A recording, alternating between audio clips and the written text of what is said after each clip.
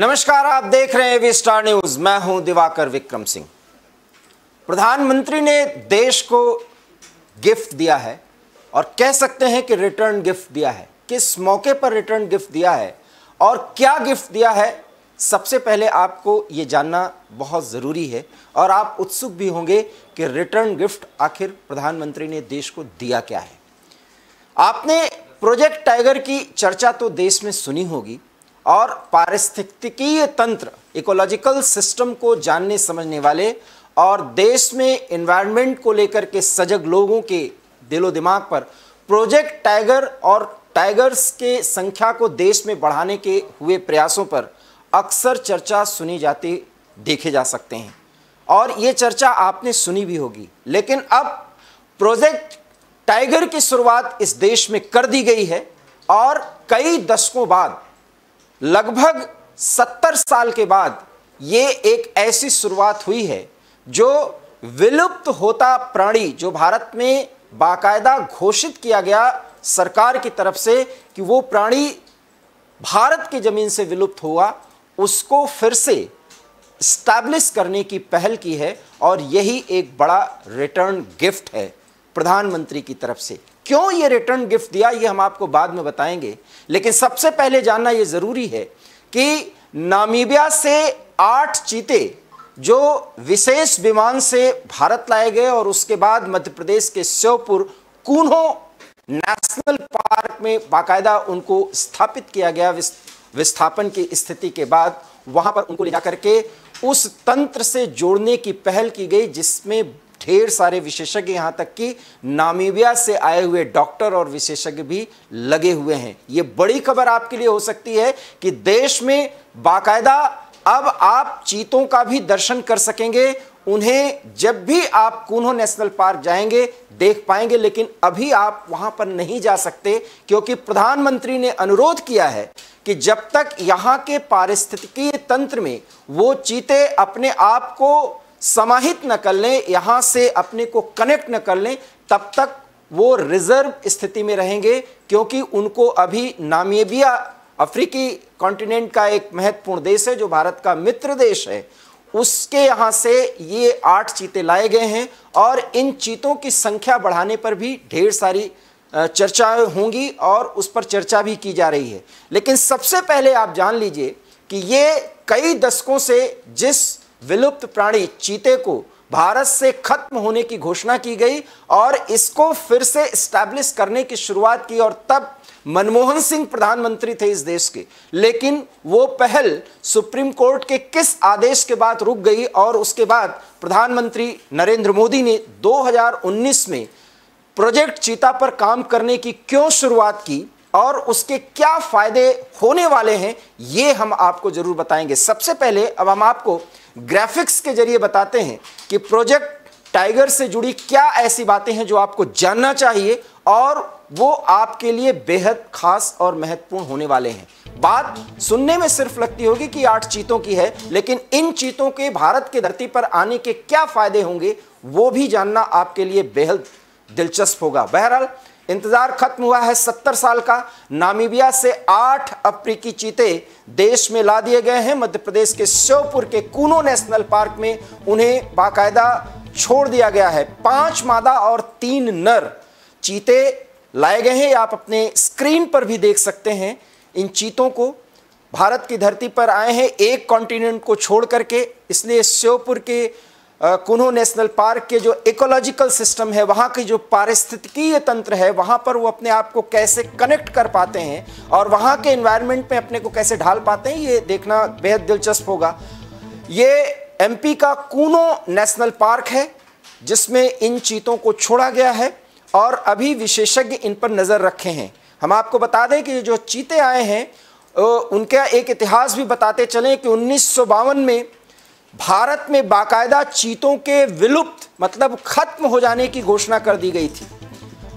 आप ये समझ गए होंगे कि प्रधानमंत्री ने अपने बर्थडे पर ये रिटर्न गिफ्ट दिया है। खैर, हम आपको बताएंगे उनसे उनके जन्मदिन से जुड़ी बातों पर भी, लेकिन अभी हम चीतों पर भी चर्चा कर रहे हैं। 5 मादा चीतों की उम्र 2 से 5 साल की है ये जो 8 चीते लाए गए हैं उसमें 5 मादा चीते हैं, 3 नर चीते हैं और 5 मादा चीतों की उम्र जो है वो 2 से 5 साल, अर्थात जो इस प्राणी के एक वयस्क उम्र होती है उसके लगभग बराबरी पर हैं। 3 नर चीतों की उम्र 4.5 साल से 5.5 साल की है, ऐसा बताया जा रहा है। और बताया क्या जा रहा है, ये पूरी तरह से घोषित ये आंकड़े हैं जो आपको हम एवी स्टार न्यूज़ के स्क्रीन पर दिखा रहे हैं। आप ये चीतों को देख पा रहे हैं। नर चीतों में 2 सगे भाई हैं। जुलाई 2021 से नामीबिया को ओटी वारोंगो में सीसीएफ के 58,000 हेक्टेयर के प्राइवेट रिजर्व में इनका ठिकाना रहा है, इन 2 सगे भाइयों का। देखिए नामीबिया में भी इनको किस तरीके से प्रोटेक्ट किया गया, ये भी बेहद दिलचस्प कहानी है, क्योंकि मात्र 70 से 80 चीतों की संख्या है। ईरान भी एक प्रमुख देश है जहां पर ये चीते पाए जाते हैं। और नर चीतों में 2 सगे भाई हैं, दोनों एक ही झुंड के सदस्य हैं और ये शिकार में बहुत पारंगत होते हैं क्योंकि इनमें फुर्ती बहुत होती है और ये दोनों शिकार में प्रवीण हैं, मतलब उसमें एक्सपर्ट हैं ये दोनों चीते। यही मैंने कहा कि ये वयस्क चीते ही भारत लाए गए हैं। अगर ये पारिस्थितिकी तंत्र में अपने को घुल मिल पाने में सफल बना पाए तो बहुत बड़ी उपलब्धि होगी भारत के लिए। तीसरा नर चीता मध्य नामीबिया में protected wildlife and ecological reserve Erindi private game reserve में मार्च 2018 में पैदा हुआ। ये 2018 का है तो इसकी उम्र भी आप समझ सकते हो कि 4 साल पूरा कर चुका है। ये हम एक चीते के बारे में बहुत ही महत्वपूर्ण जानकारी जो एवी स्टार न्यूज़ के जरिए देख पा रहे हैं आप, वो हम दे रहे हैं। इस तीसरे चीते के बारे में, एक अन्य मादा चीता को सीसीएफ के पास के एक खेत से जुलाई 2022 में ट्रैप किया गया था। ये सारी घटनाएं नामीबिया जो अफ्रीकी कॉन्टिनेंट का एक महत्वपूर्ण देश है और वाइल्ड लाइफ पर वहाँ पर बहुत अच्छा काम हुआ है और वहीं से ये लाए गए हैं, क्योंकि भारत का नामीबिया एक बहुत ही अपूर्व मित्र है। एक मादा चीता का जन्म एरेंडी प्राइवेट गेम रिजर्व में अप्रैल 2020 में हुआ था। एक चीते के जन्म और उनको किस तरीके से पोषित किया गया, ये जानकारी हम आपको एवी स्टार न्यूज़ के माध्यम से दे रहे हैं और हमने ग्राफिक्स के जरिए ये सारी जानकारी आप तक पहुंचाने की कोशिश की है। ये आप देखिए, ये वो चीते हैं जो आप अपने स्क्रीन पर देख पा रहे हैं। ये 8 चीतों की कहानी है। चौथा मादा चीता को गोबासिस में 2017 में कुछ किसानों ने एक खेत के पास पाया और फिर इसको प्रोटेक्ट किया गया, इसको वाइल्ड लाइफ के हिसाब से इनको डाला गया और फिर वहाँ पर उन्मुक्त जीवन जीने के लिए इनको प्रेरित किया गया और उसका ही परिणाम है कि ये प्रोटेक्टेड चीते जो हैं वो भारत लाए गए हैं। पूरी तरह से वयस्क और शिकार में प्रवीण है, एक्सपर्ट हैं ये चीते। अगर भारत के पारिस्थितिकी तंत्र में अपने आप को समाहित कर पाए तो एक बहुत बड़ा फायदा आने वाले समय में चीतों की संख्या को देखा जा सकता है बढ़ाने के संदर्भ में। अगर हम बात करें तो 5वें मादा चीता को सीसीएफ ने फरवरी 2019 में कमानजाब गांव से पकड़ा था। ये भी नामीबिया की घटना है और वहाँ पर वाइल्ड लाइफ जो एक्सपर्ट हैं वो बहुत ज़्यादा काम कर पाए, इसलिए इन चीतों को प्रोटेक्ट करने में उनको बहुत बड़ी सफलता मिली। ये 5वीं मादा चीता के बारे में हमने आपको जानकारी दी है। वहाँ एक गांव से इनको पकड़ा गया और फिर उसको प्रोटेक्ट किया गया वाइल्ड लाइफ एक्सपर्ट्स और अधिकारियों की तरफ से। ये 8 चीतों के बारे में एक करके हमने बताया है जो भारत में ये लाए गए हैं। ये 8 अफ्रीकी चीते जिसमें 5 मादा और 3 नर चीते हैं और ये भारत की धरती पर अगर आए हैं तो पिछले 70 सालों का वो सूखा खत्म हुआ जिसमें इस प्राणी को भारत से खत्म होने की घोषणा की गई थी। और 1952 का वो समय था जब भारत में बाकायदा कहा गया कि चीते इस देश में नहीं हैं। किसी भी प्राणी का अगर वो प्रजाति है उसके खत्म होने का पारिस्थितिकी तंत्र पर क्या दुष्प्रभाव पड़ता है ये हम आपको बाद में बताएंगे। अब हम आपको दूसरे ग्राफिक्स के जरिए बताने की कोशिश करेंगे कि इन अफ्रीकी चीतों को लेकर के जो भारत में सोच बन रही है और जो रणनीति बनी हुई है वो क्या है। प्रधानमंत्री के इस रिटर्न गिफ्ट पर पूरी पारखी नज़रों को देखते हुए ऐसा माना जा रहा है कि प्रोजेक्ट चीता को बहुत विशेष तौर पर देखा जाएगा। देखिए, कांग्रेस के शासनकाल में प्रोजेक्ट चीता की जो शुरुआत, जो प्रस्ताव आया था, उसके बारे में हम आपको जानकारी दे रहे हैं, जिस पर ट्विटर वार भी चल रहा है। 2008-9 में प्रोजेक्ट चीता को प्रोसीड किया गया था और तब मनमोहन सिंह प्रधानमंत्री थे और जयराम रमेश जो इस समय उनके प्रवक्ता हैं कांग्रेस के, वो वन मंत्री थे। वो ये प्रोजेक्ट जो है बाकायदा उन लोगों ने तैयार किया था, कांग्रेस के रिज्यूम में इसको तैयार किया गया था, लेकिन ये प्रोजेक्ट आगे नहीं बढ़ पाया। शायद ट्विटर वार के समय ये कांग्रेस के लोगों ने नहीं देखा, क्योंकि मनमोहन सिंह सरकार में स्वीकृति तो दे दी गई, लेकिन जब इस पे खर्चों की बात की जाने लगी और वो खर्चा 300 करोड़ के पार जब जाने लगा, क्योंकि 50 करोड़ रुपए की स्वीकृति थी डॉक्टर मनमोहन सिंह की तरफ से, जो तत्कालीन प्रधानमंत्री थे, लेकिन उतना पैसा जब इसमें इन्वॉल्व करने की बात आई तो कुछ लोगों ने इसका विरोध किया और बात सुप्रीम कोर्ट तक चली गई और 2013 में सुप्रीम कोर्ट ने प्रोजेक्ट पर रोक लगा दी और ये रोक खत्म हुई है 2020 में, जब वर्तमान प्रधानमंत्री नरेंद्र मोदी ने इस प्रोजेक्ट को आगे बढ़ाने पर काम करना शुरू किया और वो 2019 में उसकी प्रोसीडिंग्स शुरू हो गई थी और 2020 में बाकायदा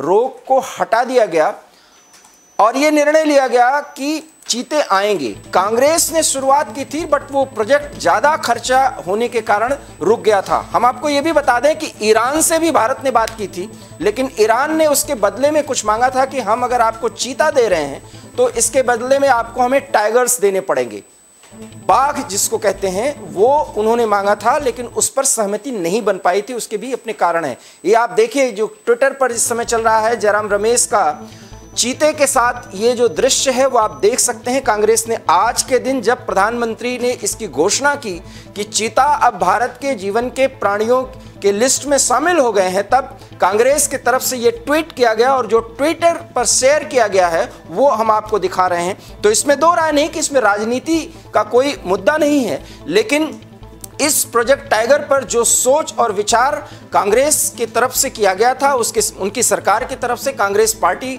में के नेता और तत्कालीन प्रधानमंत्री मनमोहन सिंह के नेतृत्व में, लेकिन वो बात आगे नहीं बढ़ पाई थी और प्रोजेक्ट टाइगर का काम, माफ करिएगा, प्रोजेक्ट चीता का काम रोक दिया गया था। लेकिन 2019 के प्रोसीडिंग के बाद 2020 में रोक भी हटा दी गई और उस पर तेजी से काम शुरू हुआ। तो ये पूरा इतिहास है जिस पर भारतीय जनता पार्टी और कांग्रेस की तरफ से आज के दिन जो प्रधानमंत्री ने रिटर्न गिफ्ट दिया और इस पर बयान दिया और पूरे देश में इस पर चर्चा हो रही है। इसलिए इस ट्विटर वार के असली मायने को आप समझिए। इसमें बिना वजह राजनीतिक चर्चा और परिचर्चा नहीं की जा सकती। ये भारतीय जनता पार्टी के नेताओं प्रवक्ताओं को भी सोचना चाहिए और कांग्रेस के नेताओं प्रवक्ताओं को सोचना चाहिए, और वो भी उस दिन जब प्रधानमंत्री का जन्मदिन है और अपने राजनीतिक विरोधी विचारों के को अलग करके कम से कम इस दिन देश को मिले एक गिफ्ट को हमें तहे दिल से स्वीकार करना चाहिए। इस पे राजनीति करने के दिन कुछ और भी रखे जा सकते हैं, ये हम आपको जरूर बताने की कोशिश कर रहे हैं। इसलिए उसका सच हमने आपको ग्राफिक्स के जरिए बताया कि किस तरीके से कांग्रेस के सरकार में, मनमोहन सिंह के नेतृत्व में जो सरकार चल रही थी, यूपीए सरकार, कांग्रेस की सरकार नहीं कह सकते हम, यूपीए की सरकार में, उसमें ये प्रोसीडिंग्स की गई थी, लेकिन उस पर रोक लग गई थी क्योंकि खर्चे का मामला आया था। और हमने आपको राशि भी बताई कि 300 करोड़ के करीब वो खर्चा जा रहा था। लेकिन प्रधानमंत्री मोदी के नेतृत्व में जब वो प्रोसीडिंग्स को आगे किया गया, उसके बाद फिर ये उस मुकाम पर पहुंच गया कि मध्य प्रदेश के श्योपुर के कूनो नेशनल पार्क में बाकायदा प्रधानमंत्री के जन्मदिन पर वो गिफ्ट देश को मिला है और उसके मौके पर प्रधानमंत्री ने देश के साथ संवाद भी किया है कि ये बहुत ज़रूरी थे। अब हम आपको अगले ग्राफिक्स के उन पहलुओं को दिखाने के लिए ले चलते हैं। अब ग्राफिक्स प्लेट पर आप देखें कि किस तरीके की बातें हम अब आपको आगे बताने जा रहे हैं, और वो ये है कि वो प्रोजेक्ट टाइगर जिसमें हम 70 साल का इंतज़ार कर पाए और वो इंतज़ार अब ख़त्म हुआ, तो ये इतिहास क्यों बने थे चीते, ये आप ज़रूर जानें। इतिहास का विषय क्यों बन गया, मतलब ये विलुप्त क्यों हुए, भारत में क्यों ये विलुप्त हुए, ये जानिए। जलवायु परिवर्तन, वो जलवायु परिवर्तन जिसके कारण से देश में जंगल की कमी हुई। आप देखें कि वन्य क्षेत्रों की कमी पिछले एक दशक पहले जिस स्थिति में देश में तबाही हुई और जंगलों को बिना वजह काटा गया और उस पर सरकारों ने ध्यान नहीं दिया, उसके कारण से ये प्राणी विलुप्त हुए। तो इसलिए चीते इस देश से खत्म हो गए, क्योंकि पारिस्थितिकी तंत्र में उन स्थितियों में चीतों का सरवाइव कर पाना मुश्किल हुआ। इसलिए 1952 में भी ये घोषणा कर दी गई कि चीते खत्म हो गए। जंगल कम होने से चीतों को शिकार नहीं मिल पाया, क्योंकि जंगल का अपना नियम कानून होता है। हर प्राणी एक दूसरे पर, अगर वो नॉन वेजिटेरियन है, आप कह सकते हैं, अगर वो शिकार का प्रेमी है तो फिर उसको शिकार चाहिए।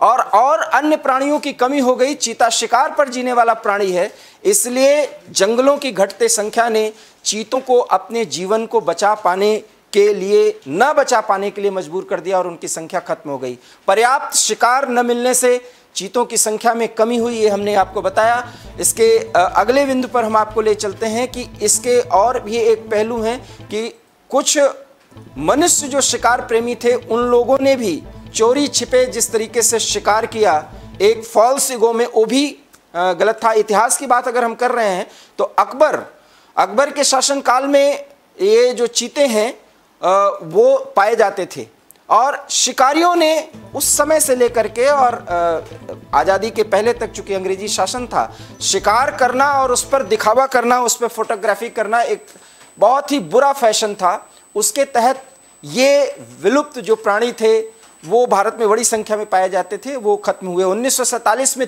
3 चीते बचे थे। राजा रामानुज प्रताप सिंह देव ने उनको मारा था, ये जानकारी है। और ये बेहद ही घृणास्पद कृत्य था, ऐसा नहीं किया जाना चाहिए था। जो हमने आपको पहले भी कहा, ये फॉल्स ईगो में ये दिखावे की जो सोच है कि शिकार निरीह प्राणियों का करके, जंगल के वो प्राणी जो बोल नहीं सकते, जिनके पास शक्ति है लेकिन शक्ति वो जंगल में ही यूज कर सकते हैं, उनके खिलाफ ऐसा नहीं करना चाहिए था। तो इस कारण से भारत में चीते इतिहास का विषय बन गए, और 3 चीते 1947 में उनको बाकायदा शिकार किया गया, उनको भी मार दिया गया। और 1947 में ये घटना होती है, और जब इकोलॉजिकल और पारिस्थितिकीय तंत्र पर सरकार ने अपना पक्ष रखा तो वन्य जीवों और वन की स्थिति पर घोषणा में ये एक बहुत ही दुखद पहलू आया सामने कि देश से चीते खत्म हो गए हैं। 1952 की ये घटना, और उसके बाद यूपीए की सरकार में प्रधानमंत्री मनमोहन सिंह के नेतृत्व में जयराम रमेश, जो उस समय वन मंत्री थे, उन्होंने एक पहल की और प्रोजेक्ट चीता, एक बार फिर हम आपको बता दें, इसकी शुरुआत की गई। लेकिन कुछ ऐसी अड़चनों के कारण जयराम रमेश के नेतृत्व में जो ये पहल की गई थी, वो बिल्कुल काम रोक दिया गया, क्योंकि कोर्ट का दखल हुआ। कोर्ट में कुछ लोगों ने आपत्ति दर्ज कराई थी कि ये इतना खर्चा, इसका बोझ कैसे ये सहन कर पाएगी सरकार, ऐसा क्यों किया जा रहा है, और तब रोक दिया गया था।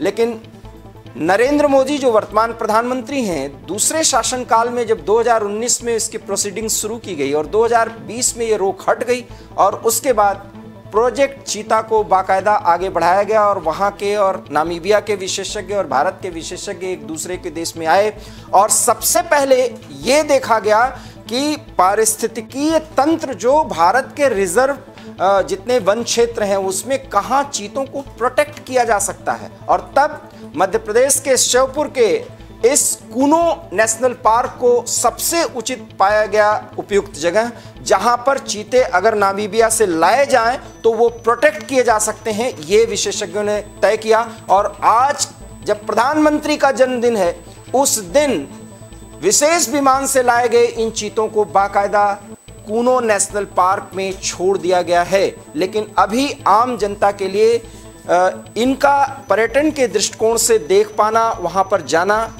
अभी मनाही की गई। और प्रधानमंत्री ने आज अपने संबोधन में पूरे देश से ये अनुरोध किया है कि अभी कुछ दिन तक आप उन्हें न देखने जाएं, क्योंकि दूसरे कॉन्टिनेंट से, दूसरे देश से आए हुए ये विलुप्त प्राणी जो संख्या में बहुत कम हैं, वो प्रोटेक्ट किए जाएं और यहाँ के इन्वायरमेंट में अपने को ढाल सकें। तब तक इनके साथ कोई भी मानवीय छेड़खानी उचित नहीं है, क्योंकि इनको जंगल के अपने कायदे कानून के हिसाब से, अपने हिसाब से इनको वहां पर एसिमिलेट होने का मौका दिया जाए, ये प्रधानमंत्री ने देश से अनुरोध किया। लेकिन 1947 में जिन 3 चीतों को शिकार बनाया गया था, अगर ऐसा न होता और उस समय की सरकार जब हमारे देश में आज़ादी के बाद बनी थी और इस प्रोजेक्ट पर काम किया जाता, तो आज चीते हमें नामीबिया जैसे देश से नहीं मंगाने पड़ते। हालांकि नामीबिया हमारा मित्र देश है और इस विलुप्त प्राणी को भारत में ला करके उनको यहाँ पर इस्टेब्लिश करने की पूरी पहल भारत के विशेषज्ञों के साथ नामीबिया के विशेषज्ञों ने भी की है। अब हम आपको अगले ग्राफिक्स पर लिए चलते हैं और वो ये है कि जो 70 साल का इतिहास खत्म हुआ है, अब भारत में जो ये चीते हैं उनको पहली कोशिश 1952 में जो विलुप्त हुए, तो 1970 में इनको भारत लाने की पहली कोशिश हुई थी और प्रयास हुए हैं, कई सरकारें रही हैं, प्रयास की हैं। डॉक्टर रणजीत सिंह को इंदिरा सरकार की ओर से ईरान के साथ बातचीत का जिम्मा दिया गया था। हमने आपको पहले ही ये जानकारी दी थी। तत्कालीन प्रधानमंत्री इंदिरा गांधी जो पारिस्थितिकी तंत्र को बेहतर तरीके से समझती थी और उस पर उन्होंने पहल भी की, तो डॉक्टर रणजीत सिंह को इंदिरा सरकार की ओर से ईरान के साथ बातचीत का जिम्मा दिया गया है। 1970 की बात है और ईरान ने चीते के बदले शेर की मांग की थी। हमने आपको बताया था कि हम आपको चीता दे सकते हैं। जो चीता नामीबिया से आया है, यही चीता ईरान में भी पाया जाता है। ये विलुप्त होता प्राणी है जो 2 ही 3 देशों में अगर ये सक्सेसफुल हुआ तो ये वजूद में रहेगा। साल 2009 में मनमोहन सरकार के दौरान CCF से पेशकश हुई है, ये हमने आपको बताया है, जो आप अभी तक ग्राफिक्स के जरिए हम आपको दिखाने भी की कोशिश कर रहे हैं। तो ये 70 के बाद 2009 में एक गंभीर प्रयास किया गया और 2020 में सुप्रीम कोर्ट ने चीते भारत लाने को हरी झंडी दी है और कोर्ट से बाकायदा हरी झंडी लेनी पड़ी और मोदी सरकार फिर इस पे एक्टिवेट हुई और 2022 में नामीबिया से 8 अफ्रीकी चीते भारत ला दिए गए। हम अफ्रीकी चीते बार बार इसका जिक्र कर रहे हैं, जबकि नामीबिया देश है अफ्रीका कॉन्टिनेंट का। इस कॉन्टिनेंट में, अफ्रीकी कॉन्टिनेंट में इस तरह के चीते वहाँ के पारिस्थितिकीय तंत्र के साथ बेहद अपने आप को एसिमिलेट कर पाए, वहाँ से जुड़ पाए, इसलिए ये बहुत ही कम संख्या है लेकिन वहाँ पर वजूद में रह पाए। अब हम आपको बताते हैं, अगले ग्राफिक्स पर हम आपको ले चलते हैं और वो ये है कि किस तरीके से 1970 और 2009 में जो प्रयास किया गया वो प्रोजेक्ट आगे बढ़ा और इस प्रोजेक्ट पर जो आज के दिन जब प्रधानमंत्री ने इस गिफ्ट को देश को दिया, जो रिटर्न गिफ्ट माना जा रहा है, क्योंकि देश को प्रधानमंत्री ने दिया तो ये रिटर्न गिफ्ट होता है, क्योंकि आज प्रधानमंत्री का जन्मदिन है और इस जन्मदिन के मौके पर उन्होंने प्रोजेक्ट चीता को बाकायदा देश के सामने प्रस्तुत किया, लोकार्पित किया आप कह सकते हैं। और इस दिन हो गया तुम तो ना आगे क्या है, आगे क्या है, आराम से।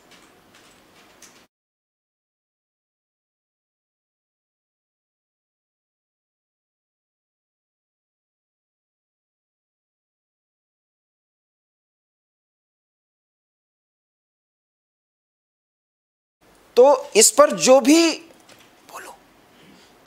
भी ट्विटर वार चल रहा है, जिस पे जो राजनीति देखी जा रही है, वो न देखा जाए, क्योंकि जो चीता इस देश में आया है वो कितनी खासियत वाला है वो आपको जरूर देखना चाहिए और आप रोमांचित हो जाएंगे। 120 किलोमीटर प्रति घंटे की रफ्तार से फुर्तीला चीता दौड़ता है और दौड़ने की स्थिति में 23 फीट लंबी छलांग लगा सकता है। ये एक महत्वपूर्ण फैक्ट है जो हम आपको ग्राफिक्स के जरिए दिखा रहे हैं, जो नामीबिया से भारत आए हैं। अगर आप इनको देखने जाएंगे और दौड़ते हुए देखेंगे तो आप रोमांचित हो सकते हैं। 1 मिनट में 4 बार ये कुलांचे मार सकता है, अर्थात लंबी छलांग लगा सकता है। फुल स्पीड से 450 मीटर तक ये दौड़ सकता है चीता। बहुत फुर्तीला, बेहद फुर्तीला, इसीलिए शिकार में ये प्रवीण माने जाते हैं। जब अपने शिकार को ये दौड़ा लेते हैं तो बिना उन्हें दबोचे ये आराम या चैन नहीं लेते। बाघ, शेर, तेंदुए और जगुआर की तुलना में छोटा होता है कई मील दूर तक आसानी से देख सकता है। इनकी नजरें बेहद पारखी होती हैं। चीते की रफ्तार क्या होती है, इसीलिए इसको रफ्तार का किंग कहा जा सकता है।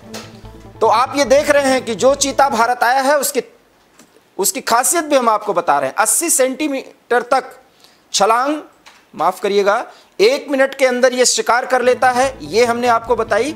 और कुल मिलाकर के ये जब दौड़ लगाता है तो कितनी बार ऊंची छलांग लगा सकता है, ये भी जानकारी हमने आपको दी। और कितने 1 मील से अधिक तक वो अपने शिकार पर या अपने लक्ष्य पर अपनी दृष्टि डाल सकता है। बहुत पैनी दृष्टि होती है। तो बेहद फुर्तीला और दौड़ने में जिसको रफ्तार का किंग कहा जा सकता है, मास्टर, ये चीता भारत के लिए अब एक हकीकत बन रहा है, जिसको पूरा देश जब भी वहां पर जाएगा कुनो नेशनल पार्क को देखेगा। बाघ, शेर, तेंदुए और जगुआर की तुलना में ये छोटे होते हैं। कई मील दूर तक आसानी से ये देख सकते हैं, ये खासियत भी हमने आपको बताई। 80 सेंटीमीटर तक लंबी पूंछ से अचानक मुड़ने पर बैलेंस बनाने में इनको मदद मिलती है। दौड़ते ही जब ये अपने पैतरे बदलते हैं वो भी बेहद रोमांचित करने वाला होता है। और इसलिए 120 किलोमीटर प्रति घंटे की रफ्तार से इनकी दौड़ होती है और उस दौड़ की स्थिति में 23 फीट लंबी छलांग लगा सकते हैं। आप रोमांचित होंगे चीते को अपने मूवमेंट पर देखते हुए, आप बेहद रोमांचित हो सकते हैं। और आने वाले समय में मध्य प्रदेश का कुनो नेशनल पार्क एक बड़ा टूरिज्म का हब बनने जा रहा है, ये कहा जा सकता है, जहां देशी और विदेशी पर्यटक पहुंचेंगे और चीतों के मूवमेंट को देख सकेंगे और उनकी पूरी गतिविधियों को अपने कैमरे में कैद कर पाएंगे। इसलिए हमने जो चीता भारत में लाया गया है उसकी खासियत को एक एक करके ग्राफिक्स के जरिए हमने आपको बताने की कोशिश की है। अब हम आपको ग्राफिक्स के अगले बिंदु पर ले चलते हैं और हम उस पर ले चलें इसके पहले आपको इतना बताना चाहेंगे जरूर कि इस चीते को लेकर के जो भी राजनीति की गई है वो अब बेमानी है। पूरे देश के लिए, 130 करोड़ आवाम के लिए इस पारिस्थितिकीय तंत्र में लाए गए चीते के महफूज होने की दुआ और सलामती की दुआ हम कर सकते हैं और ईश्वर से प्रार्थना करेंगे कि ये चीते अपनी संख्या को बढ़ाते हुए देश के पारिस्थितिकीय तंत्र का एक अंग बन जाएं। हम बार बार जब पूरी जानकारी देते रहे तो ये बताते रहे कि पारिस्थितिकीय तंत्र में ये प्राणी अगर 8 की संख्या है तो किस लिए बेहद ज़रूरी हैं।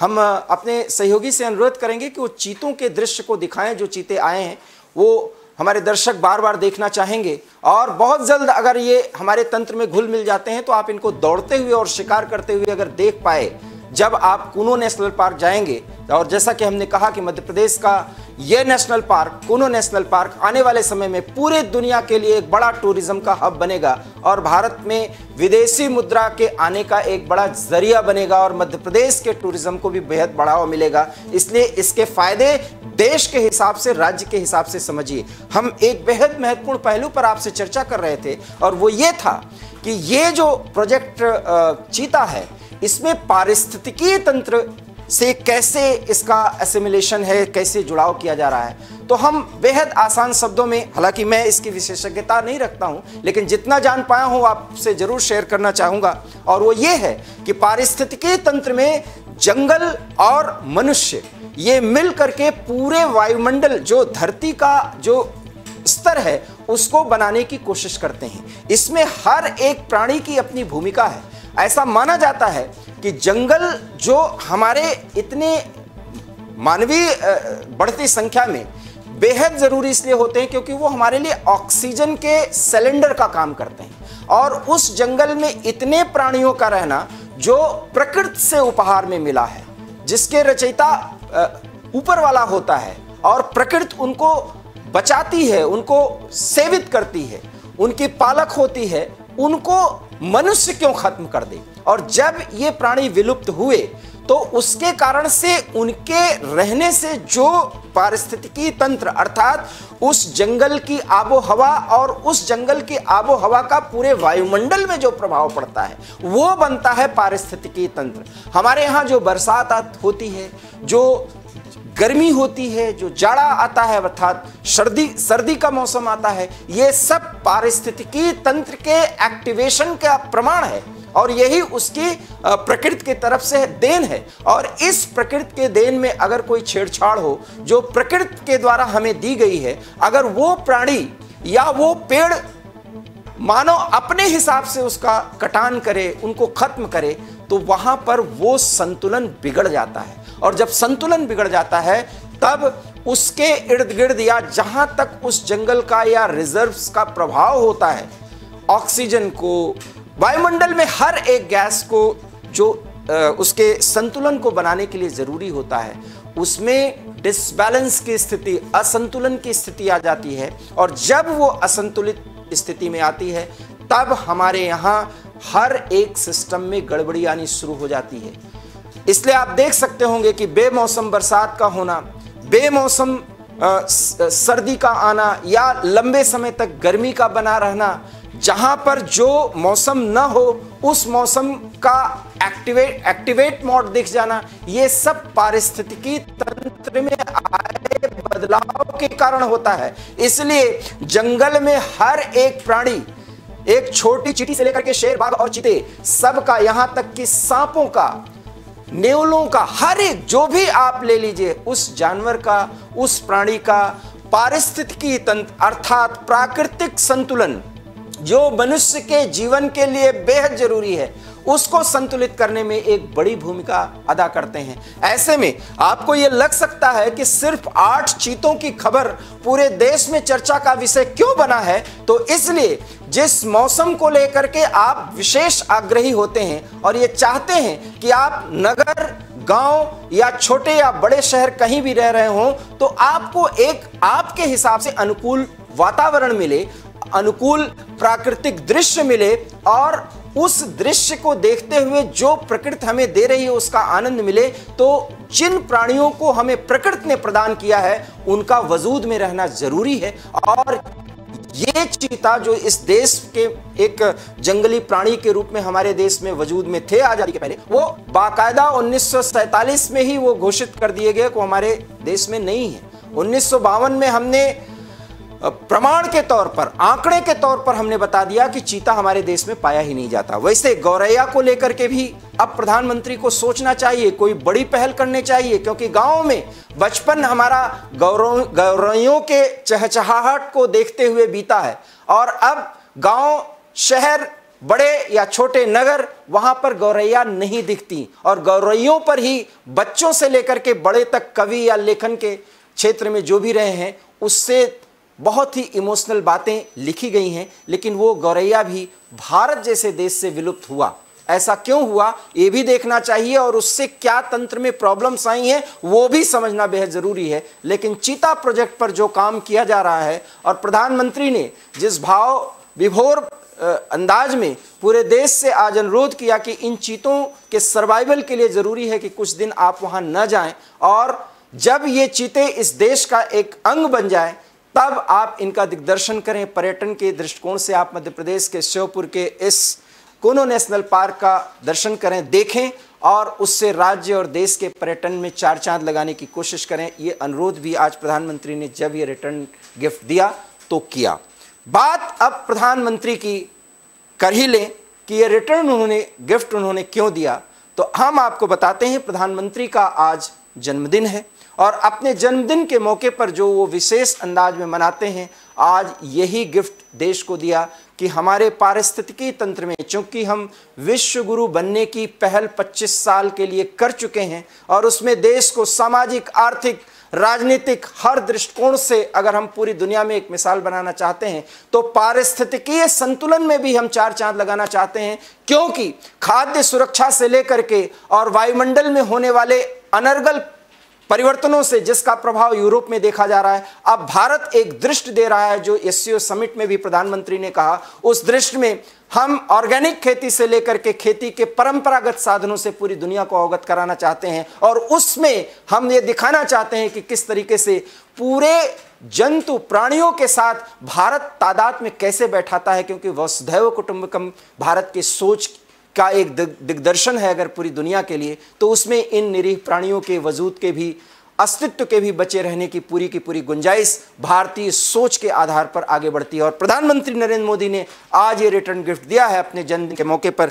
बात चर्चा अगर हम कर ही चले हैं तो प्रधानमंत्री के जन्मदिन से लेकर कुछ महत्वपूर्ण बिंदुओं पर हम आपको ले चलने की कोशिश करेंगे कि प्रधानमंत्री का जन्मदिन क्यों है खास, और आज जो 72वां जन्मदिन प्रधानमंत्री मना रहे हैं, पूरा देश उनके साथ है। सबसे पहले एबी स्टार न्यूज की तरफ से उन्हें ढेर सारी शुभकामनाएं कि वो 130 करोड़ से अधिक के आवाम की आकांक्षाओं को पूरा करने के लिए इस तरह ही अहरनिश काम करें और यहां पर विश्वास पैदा करें जो देश में कभी कभी ऐसा लगता है कि कोई अविश्वास की खाई बढ़ गई है। तो ऐसे में आज जन्मदिन के मौके पर अगर कुछ बातें कही जा सकती हैं तो एक नागरिक और पत्रकार के हैसियत से एबी स्टार न्यूज़ की तरफ से प्रधानमंत्री से हम ये अनुरोध जरूर करेंगे कि सबका साथ, सबका विकास और सबका विश्वास सुनिश्चित हो, इसलिए प्रधानमंत्री जी और कुछ पहल करने की जरूरत है। खैर, प्रधानमंत्री नरेंद्र मोदी के बारे में हम आपको जानकारी दे रहे हैं तो कुछ महत्वपूर्ण ग्राफिक्स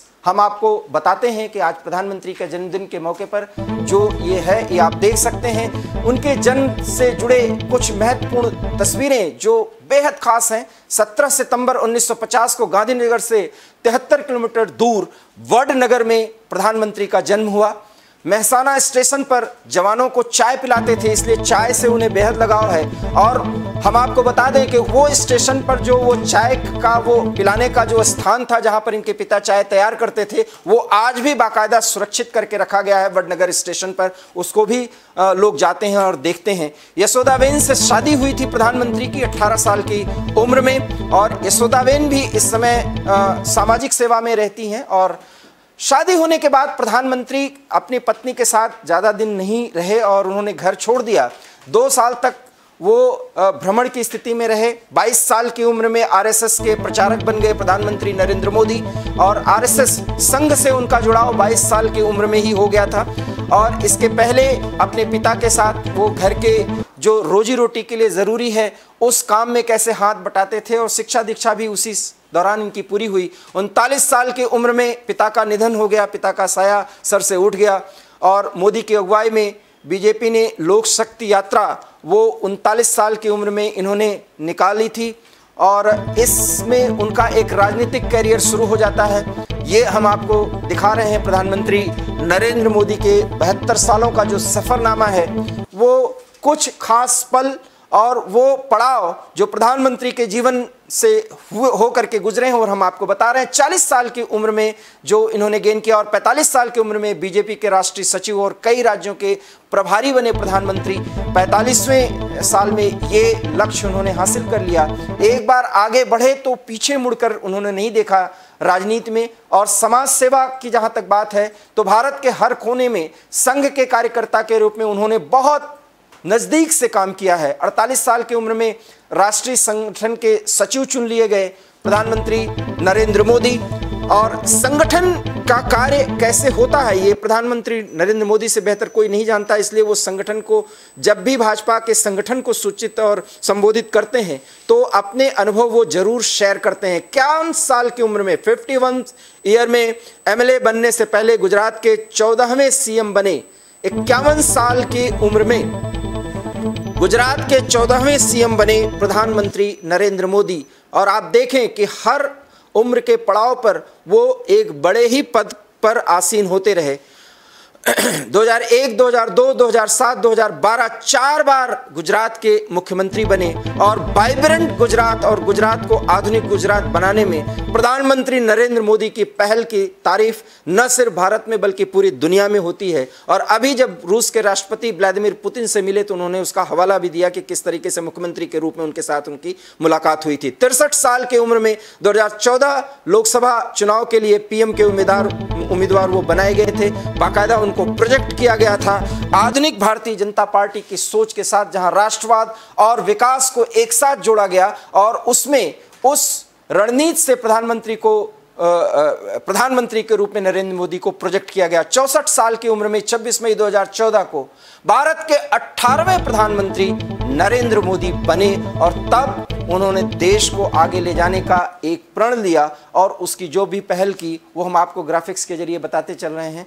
हम अब आपको ग्राफिक्स के अगले पॉइंट्स पर ले चलते हैं। 69 साल की उम्र में दूसरी बार देश के प्रधानमंत्री बने नरेंद्र मोदी 2019 में, और ये कार्यकाल इनका 2024 तक बनेगा। और इस 8 साल के सफरनामे में प्रधानमंत्री नरेंद्र मोदी ने तमाम पड़ावों को पार करते हुए देश को आगे ले जाने और विश्व गुरु बनाने के जो सपने और जो वायदे और जो नारे किए हैं, उस पर अहरनिश रात दिन प्रयास कर रहे हैं। सबसे बड़ी खासियत है कि आज तक उन्होंने कोई छुट्टी नहीं ली है, और एक दिन बगैर छुट्टी लिए हुए 12 घंटे, और कुछ तो ऐसा बताया जाता है कि 16 से 17 घंटे प्रधानमंत्री काम करते हैं। 58 देश में 2015 से 2020 तक वो जा चुके हैं, वहां का दौरा कर चुके हैं। राजनयिक मिशन के तहत उन देशों के साथ भारत के संबंधों को आगे बढ़ाने के लिए प्रधानमंत्री नरेंद्र मोदी की जो भी पहल है, उस पे बारे में ढेर सारी आलोचनात्मक चर्चाएं की जा सकती हैं, लेकिन ये सच है कि आज पूरी दुनिया भारत के रुख को अगर मान रही है तो उसमें इन यात्राओं का बेहद खास महत्वपूर्ण पहलू है, और उसकी एक पहल का बहुत बड़ा हिस्सा इसका श्रेय देना चाहिए। प्रणब मुखर्जी, रामनाथ कोविंद और द्रौपदी मुर्मू के साथ 3 राष्ट्रपतियों के साथ प्रधानमंत्री नरेंद्र मोदी ने काम किया है। ये भी एक बेहद और खास महत्वपूर्ण पहलू है जो अभी आगे बढ़ता ही जा रहा है, और ऐसा माना क्या जा रहा है, जो सच है, कि प्रधानमंत्री के नेतृत्व में ही 2024 में भी भारतीय जनता पार्टी एनडीए अगले चुनाव के लिए जनता से वोट मांगने जाएगी। 12 करोड़ की मर्सिडीज में सफर करते हैं प्रधानमंत्री मोदी।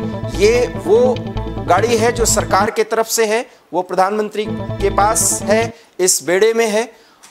ये सब प्रधानमंत्री की सुविधाओं में है। 92 बार मन की बात कार्यक्रम के जरिए उन्होंने देश की जनता से संवाद किया। एक नायाब पहल कि अपने मन की बात प्रधानमंत्री नरेंद्र मोदी जनता के साथ करते हैं।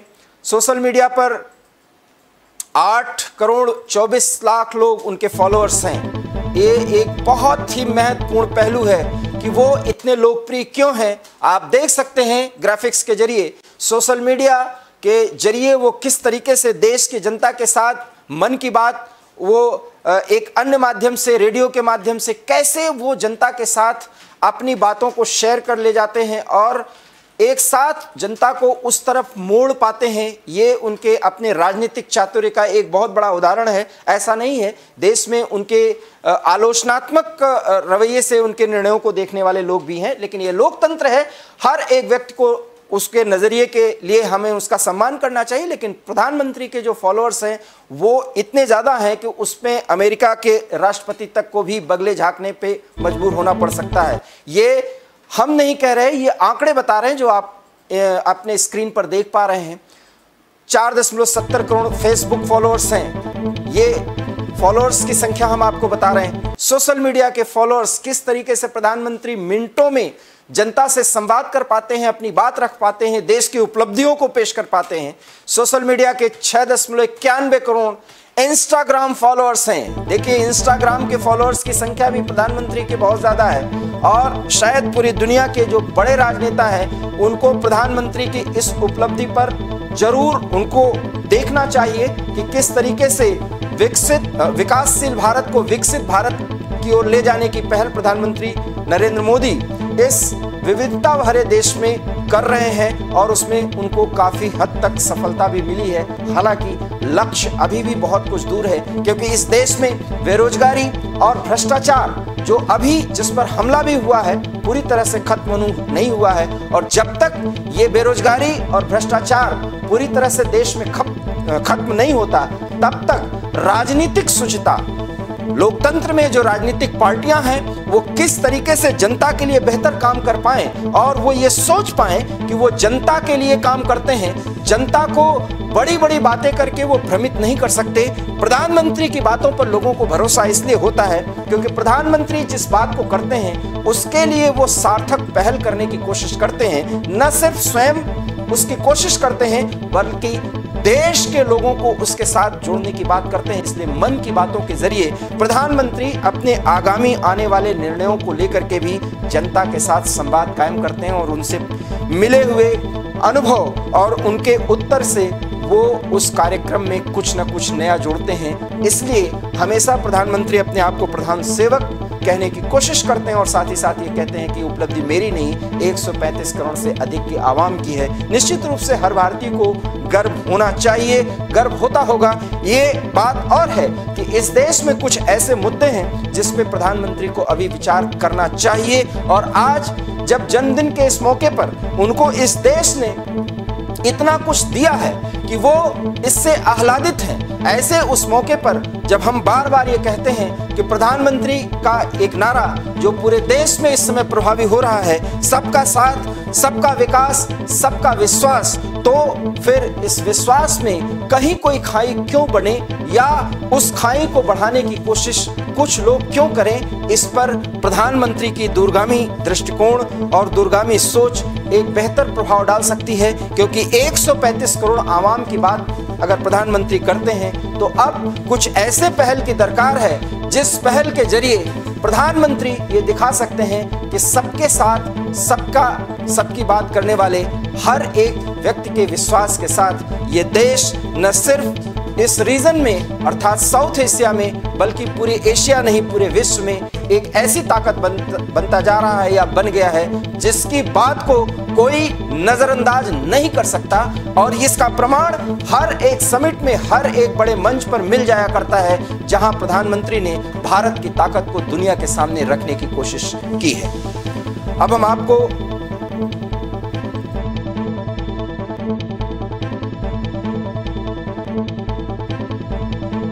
टाइगर्स के, माफ करिएगा, प्रोजेक्ट चीता को भारत को पेश करते समय, भारत को लोकार्पित करते समय अपने भावना के रूप में कही है।